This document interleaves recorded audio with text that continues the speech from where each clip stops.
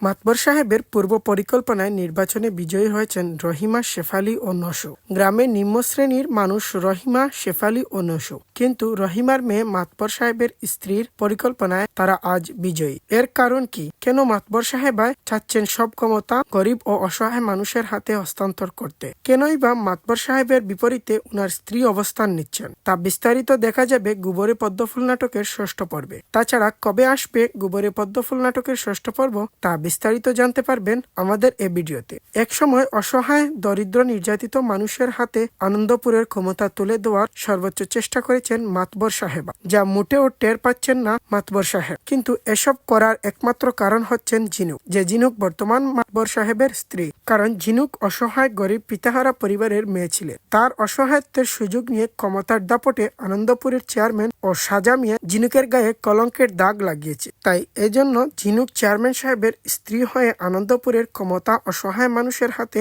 দেওয়ার চেষ্টা করছেন। তাছাড়া গোবরে পদ্মফুল নাটকের ষষ্ঠ পর্বে দেখা যাবে ক্ষমতা পেয়ে কিভাবে ঝিনুক অন্যায়ের প্রতিশোধ নেওয়া শুরু করেছেন। প্রিয় দর্শক, গোবরে পদ্মফুল নাটকের ষষ্ঠ পর্ব আসবে আগামী সপ্তাহে ঈগল ওয়েব সিরিজ ইউটিউব চ্যানেলে। তাছাড়া আপনারা কি গোবরে পদ্মফুল নাটকের ষষ্ঠ পর্ব দেখার অপেক্ষায় আছেন? তা অবশ্য কমেন্ট বক্সে কমেন্টস করে জানাতে ভুলবেন না।